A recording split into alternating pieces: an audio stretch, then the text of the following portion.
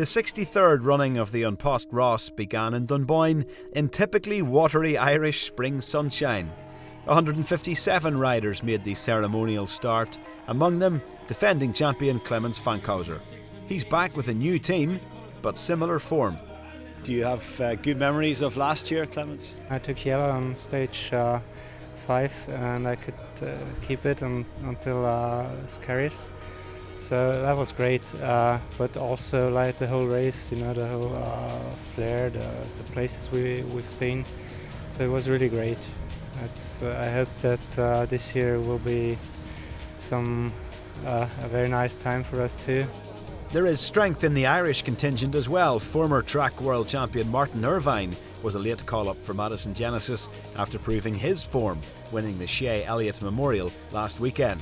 Yeah, well, I'm staying on my bike, which is progress for me, and yeah, I'm getting a good run. I'm not getting sick, training away, so it's good, working well. What are you looking forward to most about this week? I don't know, there's a lot of things can happen, it's a real interesting race, but I suppose seeing everybody, familiar faces for me, kind of a stranger a lot of the years, so that's kind of cool too. Irvine was one of 15 men who managed to break clear before 25 kilometres had been raced, as strong crosswinds helped split the pack. This was a fairly elite group.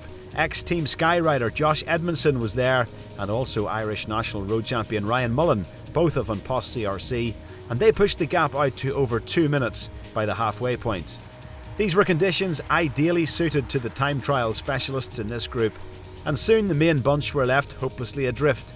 A couple of chase partnerships had a go at closing the gap, but never got closer than 2 minutes.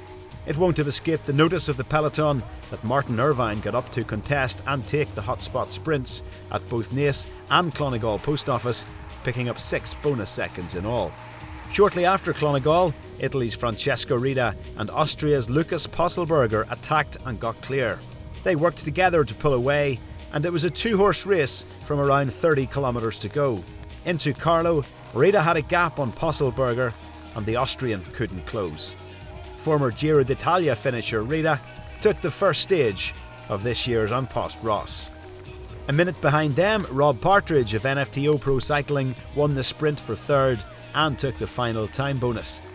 In an unexpectedly devastating day, the main bunch, including last year's winner Clemens Fankhauser, limped home 6.5 minutes off the lead. Here's the confirmation then of Francesco Rita's stage win ahead of Tyrrell Cycling's Lukas Posselberger. NFTO Pro Cycling's Rob Partridge was in third.